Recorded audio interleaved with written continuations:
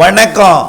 செல்வகுமாரின் அறுவடை, விதைப்பு, பூச்சி விரட்டி அடித்தல், உலர்த்துதல், பல்வேறு பொது பணிகள், செங்கல் சூளை பணிகள், ஒப்பளப் பணிகள் மற்றும் அனைத்திற்குமான வானிலை முன்னறிவிப்பு 2025 மே 6 செவ்வாய்க்கிழமை அதிகாலை நிலவர ஆய்வறிக்கை.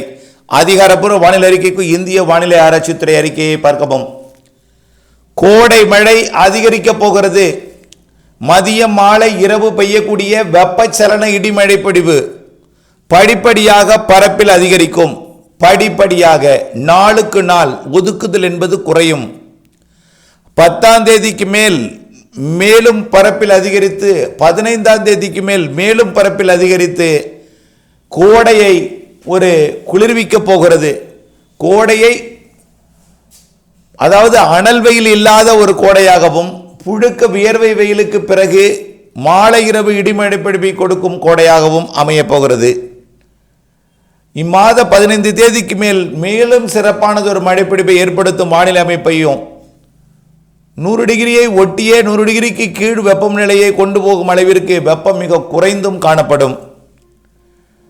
அறுவடை விவசாயிகள், அதாவது ஈரோடு மாவட்டத்தில் மஞ்சள் அறுவடை, பல்வேறு மாவட்டங்களில் நிலக்கடலை அறுவடை, மரவள்ளி அறுவடை, டெல்டா மாவட்டங்களில் நிலக்கடலை மற்றும் உளுந்து பயிர் வகைகள் மற்றும் எள் அறுவடை நடைபெற்று கொண்டிருக்கிற நிலையில் ஒதுக்கி ஒதுக்கி பெய்து கொண்டிருக்கூடிய மழை நேற்றைக்கு பரப்பில் குறைந்திருந்தாலும் இனிமேல் பரப்பில் குறைய வாய்ப்பில்லை. படிப்படியாக பரப்பில் அதிகரிக்கும். நேற்று முன்தினம் போல் ஒரே நாளிலே பெரிய அளவிலே, அதாவது பெரும்பாலான மாவட்டங்களிலே இன்றைக்கு கொட்டி தீர்க்க வாய்ப்பில்லை. கர்நாடக கேரள எல்லையோர மாவட்டங்களிலே மதிய மாலை தொடங்கும் மழை டெல்டா மாவட்டங்களுக்கும் கர்நாடக எல்லையோர மற்றும் வட உள் மாவட்ட பகுதிகள் வரைக்கும் இன்றைக்கு மழைப்பிடிப்பை கொடுக்கும். நாளை வட கடலோர மாவட்டங்களுக்கும் மழைப்பிடிப்பை கொடுக்கும். நாளையிலிருந்து டெல்டா மாவட்டங்களுக்கும் வடகடலோர மாவட்டங்களுக்கும் மழைப்பிடிப்பை எட்டும் வகையில் மேற்கு திசையிலிருந்து இடிமழை கிழக்கு திசை நோக்கி வரும். பெரும்பாலும் வடமேற்கு வடக்கு திசையிலிருந்து தெற்கு தென் கிழக்கு திசை நோக்கி இடிமழை மேகங்கள் இலங்கை வரை பயணிக்கும். வடமேற்கு திசையிலிருந்து வெப்ப நீராவி காற்று மேலெழுந்து கர்நாடக ஆந்திர எல்லையோரம் நுழைய, கேரளா வழியாக குளிர்விக்கும் காற்று நுழைய, மேற்கு தொடர்ச்சி மலை மாவட்டங்களிலிருந்து வங்கக்கடலோரம் வரைக்கும் மழைப்பிடிப்பை கொடுக்க இருக்கிறது. இன்றைக்கே கொட்டி தீர்த்து விடாது.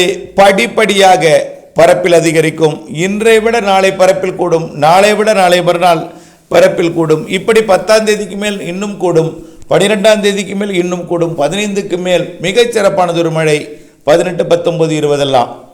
அதேபோல் மாத இறுதி நாட்களிலும் மதியம்தான் தொடங்கும் மழை, மாலை தான் பரவலாகும், இரவு வங்க கடலோரம் வரை வரும்.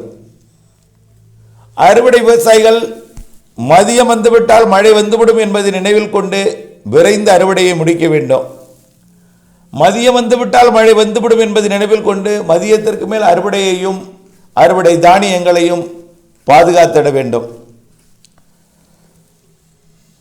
அதே போல உலர்த்துதல் பணிக்கும் அதே தான். மதியம் வந்துவிட்டால் மழை வந்துவிடும், மாலை வந்துவிட்டால் வங்க கடலோரம் நெருங்கும், இரவிலே வங்க கடலோரமும் மழைப்பிடிப்பை டெல்டா உட்பட கொடுக்கும். வரக்கூடிய நாட்களில் உறுதியாக கொடுக்கும். ஒதுக்கக்கூடிய பரப்பு குறையும், மழைப்பிடிப்பு பரப்பில் கூடும். இவையெல்லாம் நினைவில் கொண்டு பூச்சி விரட்டி அடித்தல் மற்றும் உலர்த்தும் பணிகளை திட்டமிட்டுக் கொள்ளவும். மதியம் மேற்கு தொடர்ச்சி மலை தென் மாவட்டங்கள், மாலை உள்ளே இரவு கடலோரம் என்பதை நினைவில் கொண்டு நீங்கள் திட்டமிட்டு பணி செய்து கொள்ள வேண்டும். அடுத்தபடியாக காற்று இடிமின்னல் குறித்த ஒரு அறிக்கை. பொதுவாக வடமேற்கிலிருந்து வெப்ப நீராவி சுமந்த காற்று தமிழ்நாட்டில் நுழைய போகிறது. நாளுக்கு நாள் அதோட அளவு கூட போகிறது. வடமேற்கு பகுதினா பாகிஸ்தான் மற்றும் அதனை ஒட்டியுள்ள மாநிலங்களிலிருந்து தமிழ்நாட்டுக்கு வெப்ப நீராவி சுமந்து வரக்கூடிய காற்று நுழைய இருக்கிறது. இதனால் அங்கிருந்து தொலைவிலிருந்து வரக்கூடிய வெப்ப நீராவியில் கண்டிப்பாக மின் தூண்டல் ஏற்படுத்தக்கூடிய தூசு மாசுக்கள், கார்பன்கள் அதிகமாக இருக்கும். கிழக்கு திசை காற்றும், அதாவது குளிர்விக்கும் காற்றும் வெப்பமடைந்த காற்றும் ஒரு சேர அதிகப்படியாக சந்திக்கும் என்பதனால இடிமின்னல் தூண்டல் அதிகமாக இருக்கும். தமிழ்நாட்டில் ஏற்கனவே அடித்த சூறை காற்று போல் இல்லாவிட்டாலும் தொடர்ந்து கொஞ்சம் காற்றுடன் தான் மழை இருக்கும். படிப்படியாக வரக்கூடிய 10ஆம் தேதிக்கு மேல் 15ஆம் தேதிக்கு மேலாம் காற்றோட வேகம் குறையும். இடிமின்னல் மட்டும் தொடர்ந்து கொண்டிருக்கும். ஆக தமிழ்நாடு குளிர்ந்து விட்டால் அப்புறம் காற்றோட வேகம் குறைந்துவிடும், தரை வெப்பம் குறையும். ஆனால் வடமேற்கிலிருந்து மேக உற்பத்தி ஏற்படுத்தக்கூடிய வெப்ப நீராவி வந்து தொடர்ந்து மாலை இரவு இடிமழை பொழிவை கொடுக்கும். ஆக அறுவடை விவசாயிகள் திட்டமிட்ட அறுவடையை செய்திடவும், மதியம் வந்து விட்டால் எச்சரிக்கையுடன் அறுவடை செய்யவும், மாலை இரவிலே கடலோரம் வரைக்கும் மழை இருக்கும் என்பதை நினைவில் கொள்ள வேண்டும். உலர்த்துதல், பூச்சி விரட்டி அடித்தல் ஆகியவற்றிற்கும் இதே அறிக்கை தான். அடுத்தபடியாக செங்கல் சூளை பணிக்கு இதே தான் பொருந்தும். எந்த நாளும் எங்கேயும் மழை பெய்யலாம். உதாரணத்துக்கு தட ஆரம்பாக்கத்தில் உப்பள பணிகள் பாதிக்குமா? தட ஆரம்பாக்கத்தில் மாமரங்களுக்கு பூச்சி விரட்டி அடிக்கலாமா? மாமரங்களுக்கு பூச்சி விரட்டி அடித்தா 2 நாள் மழை இருக்கக்கூடாதான். உப்பளங்களுக்கு மழை வருமா? உப்பு உற்பத்தியை சேமிக்கலாம். உற்பத்தி செய்யப்பட்ட உப்பை சேமிக்கலாமா எந்த கேள்விக்கெல்லாம் ஒரே பதில் என்னென்னா, ஒதுக்கி தான் பெய்யும். அவ்வளவு பெரிய இடி மின்னலுடன் கூடிய மழைப்பொழிவு வந்தது. கடலிலும் கொட்டியது, தரையிலும் கொட்டியது. ஆனால் அந்த தடா பகுதிகளில் கொஞ்சம் ஒதுக்கியது, அளவாக பெய்தது, தூறல் சரலாக. இப்படித்தான் அருகருகே ஏற்ற இறக்கத்துடன் மழை இருக்கும். உங்களுக்கும் கனமாக பெய்யலாம் அல்லது உங்களுக்கு குறைவாக பெய்யலாம். குறைவாக பெய்த இடத்துல அடுத்தடுத்த நாட்களில் அது கூடுதலை ஏற்படுத்தும் என்பதில் மாற்றமில்லை. ஆக ஒதுக்கிய இடங்களுக்கு மழைப்பொழிவை கொடுக்கும் வகையிலும், குறைவான பெய்த இடங்களுக்கு கூடுதல் மழைப்பொழிவை கொடுக்கும் வகையிலும் காற்று குவிதல் மாறி மாறி அமையும் என்பதில் மாற்றமில்லை. ஆக உப்பள பணிகளுக்கு ஏற்கனவே கனமழை பொழிவை கொடுக்க வேண்டிய ஒரு இடிமழை மேகங்கள் காற்று மற்றும் இடிமழை பொழிவை அதிகம் கொடுத்து உப்பு உற்பத்திக்கு எந்தவித பாதிப்பும் இல்லாமல் விலகி சென்றிருக்கிறது நேற்று முன்தினம்.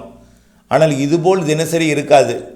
படிப்படியாக பரப்பில் அதிகரித்து 10ஆம் தேதிக்கு மேல் கோடியக்கரை முனைக்கும் நல்ல மழைப்பொழிவை கொடுக்கும். 15ஆம் தேதிக்கு மேல் உறுதியாக நல்ல மழைப்பொழிவை கொடுக்கும்.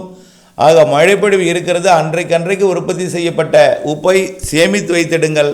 திடீர் இரவு நேர மழைப்பொழிவு மேற்கு வடமேற்கு திசையிலிருந்து தெற்கு தென்கிழக்கு திசை நோக்கி வரும் என்பதில் முன்னெச்சரிக்கை அவசியம். அதே போல தான் தூத்துக்குடி பகுதிக்கும் மரக்காணம் பகுதிக்கும் எல்லா கடலோர பகுதிகளுக்குமே மழை இருக்குது, மேற்கிலிருந்து வரும். ஆக சாலை பணிகள் அடுத்து பார்த்திங்கன்னா, சாலை பணிகளை பொறுத்த வரைக்கும் பல்வேறு மாவட்டங்களிலிருந்து சாலை பணிகளுக்கான வினாக்கள் வந்திருக்கு. அவங்களுக்கெல்லாம் ஒரே சொல் தான், மதியம் வந்துவிட்டால் மழை வந்துவிடும், மாலை வந்துவிட்டால் பரவலாகிவிடும், இரவு கடலோர வரை மழைப்பொழிவை கொடுக்கும். படிப்படியாக ஒதுக்கி கொண்டே இருந்தாலும் ஒதுக்குதல் என்பது படிப்படியாக குறையும் என்பதை நினைவுபடுத்தி, வானிலை அப்டேட்ஸுடன் இணைந்திருந்து வானிலை அறிந்து விவசாயம் செய்திடவும், அறுவடை செய்திடவும், விரைந்து அறுவடை செய்திடவும் அன்போடு கேட்டுக்கொள்கிறேன். நன்றி.